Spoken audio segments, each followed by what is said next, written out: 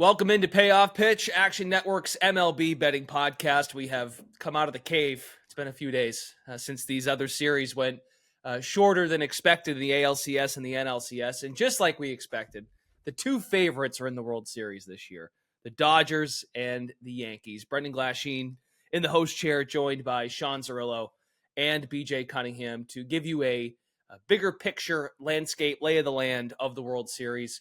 How to bet this series from a series-long perspective. Also some looks at MVP, some other World Series props that we can dive into. We will have a specific Game 1 specific episode releasing on Friday. So and every day there's a game, just like we said during the playoffs. Any day there's a game, we will have a payoff pitch episode during the week coming your way. Sean Zerillo pens opening pitch, which will have a Game 1 preview coming your way Friday morning. And also a series outlook that should be out there. As you're listening, it should be popping very soon. Action Network app, actionnetwork.com. Okay. Sean, just like we do UFC, just big picture, what do you make of the series? Yeah, I make the Yankees 52.5%. That is partially because Freddie Freeman and Jack Flaherty are a little dinged up. We will talk about that more in a moment.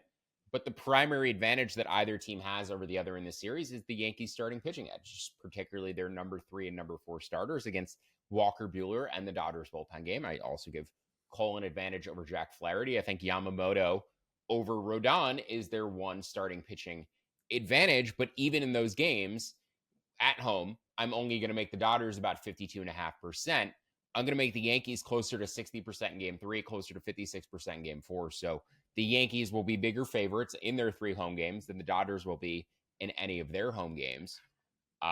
Also, I think the Dodgers bullpen is just going to be a little bit more fatigued by the end of the series compared to the Yankees bullpen. They've thrown 19 more innings in the postseason, 57 versus 38, but they've also thrown 59% of their innings as a team compared to 47% for the Yankees. And I've heard a lot of discussion this week about the Yankees having a soft path and how the Dodgers are going to blow through them. Well, the Yankees took care of business. You can tell me they had as soft of a path as they did.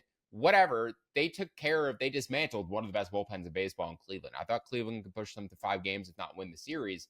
They dismantled that team. They took care of both of their series and the -1.5 game spread in both of those series. So took care of business, only lost 1 game in either. I think the Yankees did exactly what they were supposed to do. And if you're discounting them for playing the Royals and the Guardians, that's on you. That's not on them because they did exactly what they were supposed to do.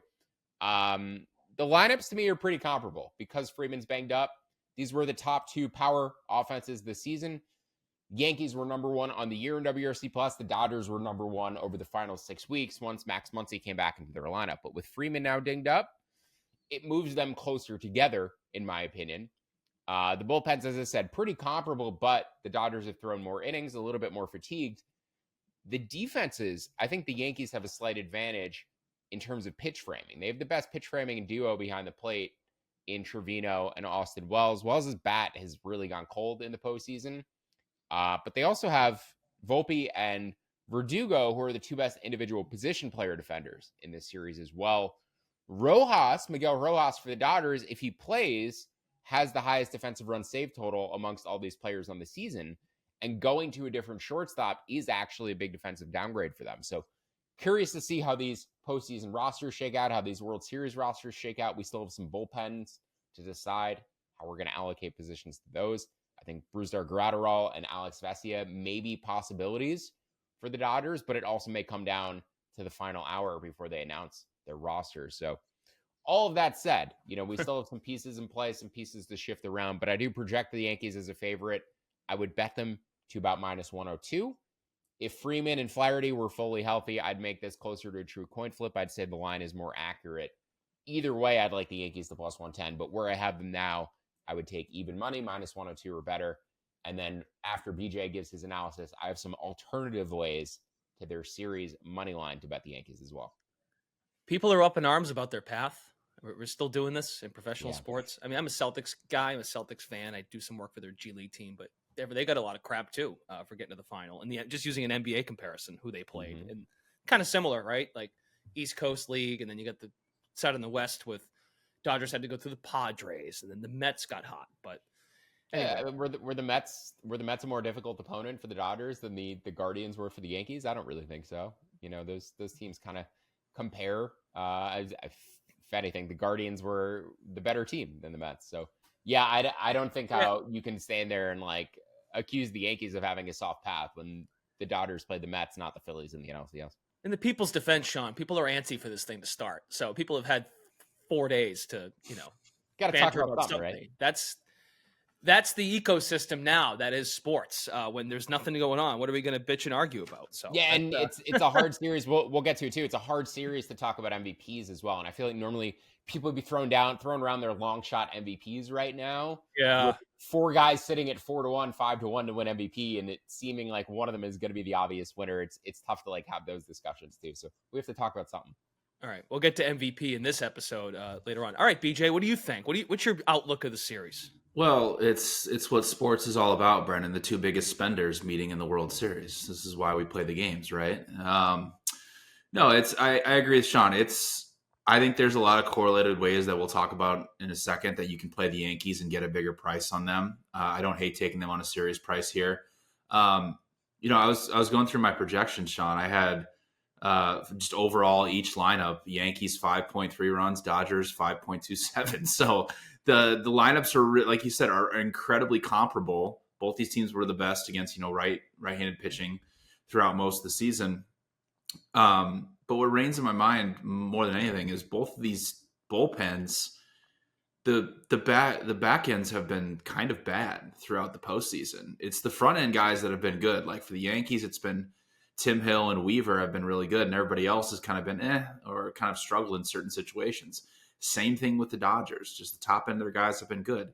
But I think what Sean said is true, is that the Yankees do have a starting pitching edge. I think in games 1 and games 2, because Flaherty and Yamamoto, outside of one good start in each of those where they got hit pretty hard, have been pretty shaky. And then Walker Buehler, I mean, my God, he should not start a game in this World Series, but he's going to have to because the Dodgers don't have any other options. So the Yankees definitely have a starting pitching edge. If you make everything else comparable, then the Yankees probably should be favored here. So I agree with Sean. I'm going to be on the Yankees in some different correlated ways. Okay. So, Sean, what are some other, and you mentioned the MVPs. I think that's what's caught people's attention at the top of the board as far as who's going to take home World Series MVP when you have the common customers like Ohtani and Judge and Stanton and Betts and Soto. What are some other ways to kind of pick it apart? Yeah, we'll get to MVPs in a minute and some series long player prop leaders as well. But in terms of like the series props, the markets where I don't see value, let's point those out first. Okay. So never find value on exact number of games. So the series will go exactly 4 games, 5 games, 6 games, 7 games. The markets are great at setting odds for those. They're also great at setting odds for over under 4.5 games, 5.5 games, 6.5 games. I've never found an edge on those markets this year, last year, previous years. It's almost impossible. But the projection for this team spreads does change depending on who you like to win the series. And you can bet Yankees to win the series 4-1 or 4-2. There's an edge on those props.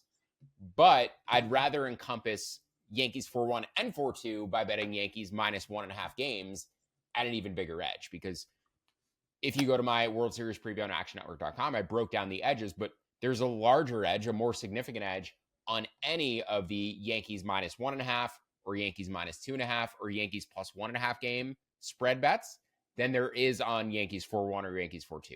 You're just better off betting into the spreads market overall. Now, the most significant edge was on Yankees plus 1.5 games. So the Yankees to either win the series or lose in game 7.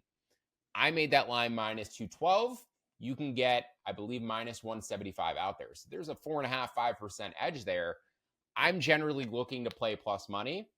So I'm not as inclined to lay that minus 175, but there's certainly an actionable edge at that number.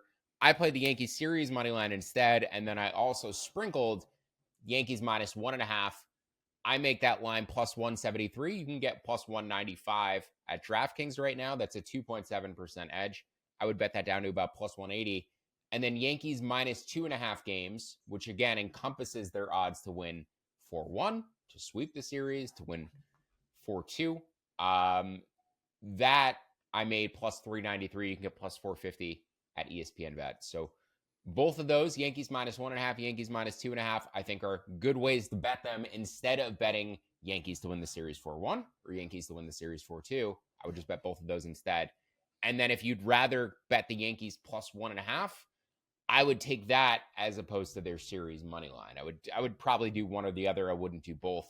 Otherwise, you're going to end up risking about 2 units or 1.5 units plus on this series across multiple props. I'd rather have closer to 1.25 units. So just keep the allocation a little bit smaller if you don't want, if you don't want to bet the series money line, bet the 3 series props, the 3 series spread props, because I think that's where the most significant edges are. Ultimately, I'd just rather take plus money across the board. But yeah, I think this is all just a long way of saying if you're going to bet into any of these series prop markets, that series spreads seem to offer the most value. Okay. BJ, you got a unique way you want to take the Yankees. Yeah. So you can find at Bet365, there's a Yankees never to be trailing and win this series at +280, which I think, we'll talk about game 1 tomorrow, but these first 2 games with Cole and Rodon, they have an advantage over Flaherty and Yamamoto, like by a pretty, like not a significant edge, but a pretty decent edge here. And like we've already talked about with the offenses being comparable. I mean, Jack Flaherty has, again, one good start, but he's gotten hit hard in every single one of them. Same thing with Yamamoto. Even in the start where he went 5 innings in that game 5 against the Padres. I mean, they were talking about on the broadcast, but he had, I think, 5 or 6 balls hit with an average exit velocity over 100 miles per hour. And then all the other starts they've had, they've been incredibly shaky. So even though these games are in Los Angeles to begin, I mean, I think the Yankees can get out to maybe a 1 or 2 game lead here and then just never look back. So with the Yankees having their best 2 starting pitchers right out front, and then obviously, like Sean has already mentioned, in the games 3 and 4, the Dodgers are going to be in a perilous situation. Outside of, obviously taking the Yankees on the spread, I think them never to be trailing in this at +280, I think is a decent price. Yeah, I think that's a very interesting bet. I mean, just going back to my bets, like win 4-2, win 4-1, all of that is correlated to Cole beating Flaherty probably twice. Yep. And if Cole beats Flaherty twice, they're never trailing if that happens. But also, you're still getting them to win 4-2, but at a better number than I got at +195. You're getting Yankees 4-2 at +300 essentially instead of +195. So I think that's a really sharp bet and a good way of playing it, particularly because Flaherty is starting in game 1. If Flaherty were starting game 2, Yamamoto in game 1, I would avoid that bet. But with Flaherty going in game 1, I really like that. I think in terms of how I project out this series, the Dodgers likely tie it 1-1, but do not take the lead 2-1 or take the lead at any point. Right, and even if the Yankees win game 1, and like we said, getting the games 3 and 4, where the Yankees have huge advantages, yeah, it's hard to see how they're going to be trailing after those 2, unless the Dodgers have some crazy offensive performance. Yeah, you're almost betting Yankees to win the series but not lose game 1 at this point, yeah, right? Pretty much. We don't think they're going to lose 2 and 3 consecutively, so yeah, it's Yankees to win the series and not lose game 1. Interesting. And then before we get to MVP, BJ's got a look. I think these are fun. These player specials are fun. Yeah. Hit the most home runs, record the most hits, stolen bases, total bases. Yeah. I know Sean will get to his series guys to lead in certain categories for stats, but there's on a couple different books. I was looking at specifically DraftKings. There's a postseason leader, leaders, and so you can do home runs, hits, strikeouts. Giancarlo Stanton is 2-1 right now to lead the postseason in home runs. He has 5 so far. And the heavy hitters who are his biggest threats. Now, Mookie Betts does have 4, so he's 1 behind him. But the heavy hitters like Soto, Judge, and Ohtani are all sitting at 3 home runs.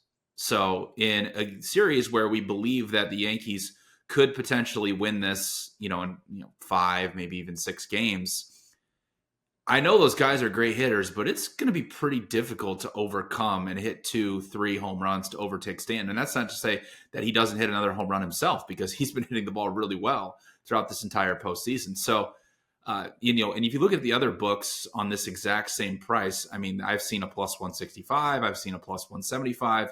So at 2-1, I think that's a pretty decent price on Stanton. And hey, if he hits 1 more home run, I mean, that could potentially do it, especially with, Judge and Ohtani. I know they've hit a couple home runs, but they haven't hit the ball that well during the postseason. So that's the other one I was looking at for postseason home run leader. Yeah, I think that's really interesting. He's tied with Mark Vientos right now. Yeah. So if he doesn't hit a home run, but nobody else surpasses him, there will be a dead heat rule. Right. And your bet will get split. And I guess the books are willing to offer that because if Betts lands on 5 and Vientos and Stanton only have 5 at the end, so Stanton doesn't hit any, Betts hits 1, and they're all tied at 5, I think the bets at 2-1 ultimately make money, right? Splitting that in 3 ways.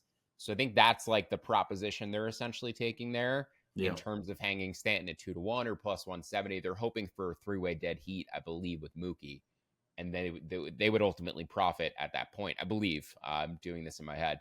But yeah, I think otherwise that's an interesting bet. And 1 might be enough to do it because 1 pushes him off of a tie with Vientos. Yep. And then probably at best, Betts is hitting 2 and you're pushing and still getting even money on your return. So yeah, Stanton 2-1, I think I'd be interested as well. But I would probably want at least 2-1 or better to ensure if there is a dead heat that you're still getting even money. Yeah, there's in the World Series. So if you go to the player specials for the World Series, I'm on FanDuel right now. Player to hit 1+ home run. Stanton's not even offered. Stanton's not even there. To hit 2, he's there at -118, but to hit 1, he's not even. That's interesting. But they're offering the playoff leader 1.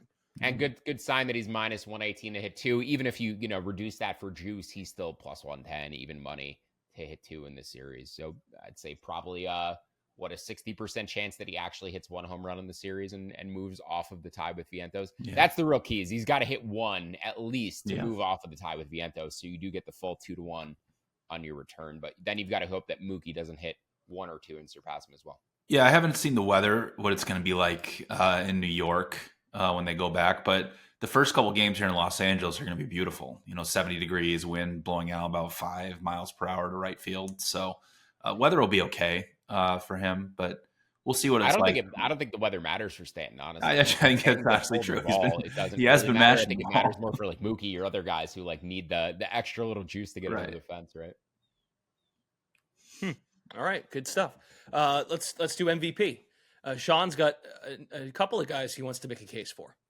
Yeah, so the only guy who I bet an MVP that I did not bet a player prop for is Gerrit Cole, because Cole is going to face Flaherty twice. As I said, there's value on the Yankees to win 4-1, to win the series by 2.5 games. In that case, if the series only goes 5 games, you can get, I believe, plus 650, plus 600 on the Yankees to win 4-1. I'd rather take Gerrit Cole at 33-1 to win series MVP, because if the Yankees win in exactly 5 games, Cole very likely has won 2 of those games, and also the series probably didn't go long enough for one of the offensive stars to put up gaudy numbers. So I think in a 5-game series, in a series that goes exactly 5 games, Cole has a decent chance of winning MVP. 33-1, I think worth a poke. Also, of the 2 Game 1 starters, if this series goes to Game 7, Cole, I would assume, would be available and likely used out of the bullpen.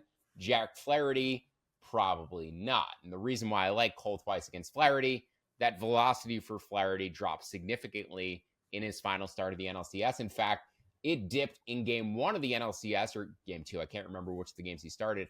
It dipped, though, his second and third times through the orders. So Flaherty, his first 9 hitters, the first 9 hitters he faced against the Mets in the NLCS. The first time through the order in the NLCS, he struck out 4 of the 9 Mets hitters. The final 36 hitters he faced in that series, the final 4 turns through the lineup, 2 strikeouts. And the velocity dipped by 2 miles an hour. So I think Flaherty is banged up. He's had a week of rest coming into the World Series. He pitched better with extended rest in the NLDS and in the NLCS. But I think the second and third time through the lineup, I think in Game 5 of this series, you're going to see a reduced version of Jack Flaherty. I actually expected them to go with Yamamoto in Game 1 instead of Flaherty, just because I think Yamamoto is a bit healthier. They have some thoughts, though, probably with regard to their bullpen in Game 4 and how they want to line up their starters in case Flaherty gets blown up early in Game 1. So I kind of get it, keeping Flaherty as far away from their bullpen game as they can so they can get innings in between them to rest that pen. But Gerrit Cole, 33-1, I think worth a poke. Just chance to pitch 3 times in the series. He's the only guy you could say that about. Only guy who could win potentially 3 games in the series, too. The only doubter I picked, Teoscar Hernandez at 28-1 for series MVP. I also like him, though, primarily for series RBI leader at 10-1. Teoscar moved up to 5th against righties in the NLCS, but he should hit 3rd against Rodon on the days where the Yankees throw a lefty. And if Freddie Freeman misses any time against righties, he's probably going to hit 4th against right-handed pitching. But what I really like most about Teoscar from this perspective, he has a ton of guys who walk in front of him, and he leads the Dodgers in postseason plate appearances with runners in scoring position. He has 18 plate appearances with runners in scoring position, but he's 4th on the team in RBI in the postseason. So he just hasn't taken advantage of the opportunities, and I think he's down further on the RBI leaderboard and on the RBI odds board than he should be because he hasn't actually produced. I know BJ is going to go with Tommy Edman. The reason why I like Teoscar more with Edman, he's going to hit higher in the lineup in the series because the Mets threw 3 left-handed starters, really 4 left-handed starters in their series against the Dodgers. They're going to get mostly right-handed starters here. So I do expect Edman to be a little bit lower in the lineup, even though he's absolutely crushing the ball right now. But Teoscar, RBI leader primarily, 10-1, I think is definitely worth a poke. And then the 2 Yankees, Gleyber Torres at 40-1, and then 17-1 for hits leader. He is the projected plate appearance leader in the series because he plays for the road team and he's the leadoff hitter. But he also leads the Yankees with 9 runs. He's 4 more than any other player. He's tied for the team lead with 11 hits, and he's been great for 2 months. He not only has been good in October, he was great in September. It was his best month of the season. And if you can, I haven't seen one, but if you can find a market for series runs leader, Gleyber would probably be my favorite. And I would bet him at 6-1, plus 750 or better. I haven't seen one. I've only seen markets for RBI leader, stolen base leader, home run leader, hits leader. I haven't seen one for runs leader. So if you can find a market for Gleyber runs leader, I would bet into that. But otherwise, hits leader at 17-1 and MVP at 40-1. And then lastly is Jazz Chisholm, who I think he struggled partially because of the cold weather of the playoffs. Bahamas native, like, it's not as comfortable when you played your entire career in Miami and you grew up in warm weather and then you have to play in cold temperatures and swing at a bat. You know, if anybody who's listening to this podcast who lives in a somewhat cold weather city who had to pick up a bat and hit outside in March knows exactly what I'm talking about when the ball stings you inside. But he's going to get warmer weather here. He's playing the first 2 games of the series in LA, potentially the final 2 games of the series in LA. And he also moved up to 4th and 5th in the final 3 games of the ALCS. He was batting 6th against the Royals. He was batting 6th for the first 2 games of the ALCS, but he finally moved up in the order, mostly because Austin Wells was struggling. And he's also going to get all right-handed starting pitching to face in this series. So he should bat 4th or 5th throughout the entirety of the World Series. Now, what's interesting about Jazz, and I like Jazz at MVP at 50-1, but I also like him for RBI leader at 15-1. Because he moved up in the lineup, but also he has 9 postseason plate appearances with runners in scoring position. The only 2 guys ahead of him are Giancarlo Stanton at 12 and Austin Wells at 10. And I said Wells moved down the lineup in favor of Jazz. So Jazz is going to get as many RBI opportunities as probably anybody else in this Yankees order. 15-1 for series RBI leader is interesting. Hopefully he heats up with the weather in LA. But yeah, those are the guys I'm sprinkling for MVP. It's unlikely that any of them win, especially this year, with Ohtani and Judge and Soto and Mookie Betts and a dinged up Freddie Freeman, but maybe after a week off, Freddie's a little bit healthier. But yeah, I like all those, you know, the RBI leader props for Jazz and Teoscar, and the hits leader prop for Gleyber, maybe a stolen base prop leader for Jazz, 5-1. That popped as well. And we'll see what else pops up today as we write the World Series Game 1 preview and look at pitch types and pitching matchups and all that fun stuff. But yeah, if the two things I wasn't able to bet that I would keep looking for, Gleyber runs leader, and then Gerrit Cole head-to-head strikeouts against Jack Flaherty for the series. I would bet that too. If you gave me a series head-to-head prop, I've only seen Game 1 head-to-head props out there. Yeah, and that would be Cole. Flaherty's just a bit steeper of a price, -115. Cole -105. Yeah, I like it for Game 1, but I would just prefer Flaherty's under strikeouts in Game 1, which we'll get to, you know, Game 1 props and stuff tomorrow. But finding ways to bet against Jack Flaherty in this series will be a priority. And when he's in there, finding ways to fade Freddie Freeman's total bases props and hits props, if they're 1.5 at decent prices, I think are ways to go as well. Okay, so BJ, you do, before we get to Edman, you do like a favorite for MVP. You will bet. Yeah. If you're going to bet one of the favorites on the board, I think Soto at 5-1 is probably the guy to go with. You know, if it wasn't for Stanton hitting that home run in Game 5, he would have won the ALCS MVP. And what would his price be? He'd probably be closer to 4-1 would be my guess. But in any case, he's been hitting the ball incredibly well over the second half of the season.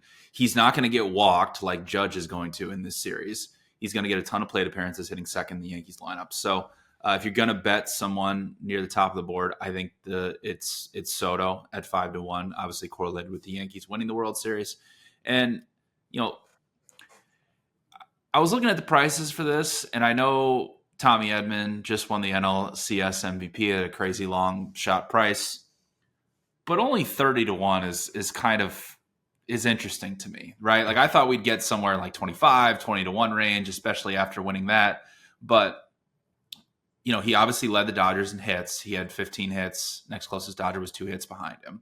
And if you go back through the previous World Series MVPs, it's basically the guy who leads the World Series in home runs or a guy who just hits for a crazy average, you know. And I think Tommy Edman can fit the mold of what Jeremy Pena was in 2022 when Pena had 10 hits in that World Series, and that was 4 more than anybody else. He's obviously been hitting the ball very well. I know he's going to hit near the bottom of the order, but he's going to see, obviously, throughout the series against the Mets, he saw a lot of the better pitches that the guys at the top of the order did not see. And so at 30-1, you know, the price varies. I've seen 28, I've seen 25-1 on Edman. I would only play 30-1 or higher. Like, this is not something that I'm like totally sold on. But if you want a long shot for Edman to continue to hit the ball well, I think at 30-1 is a decent price. The other guy who interested me was Muncy at 16-1. I think there were like 28-1s earlier in the week on him, though, that I missed. That's partially why I didn't bet into it at 16-1, just because I didn't get the best of the number. But also, he may just walk too much to like really have an impact on the series. You're talking about, you know, guys winning MVP, either leading the series in hits or home runs. It's generally not going to be the guy who walks 12 times. Mm-hmm. And that is what Muncy does. Muncy's just super patient.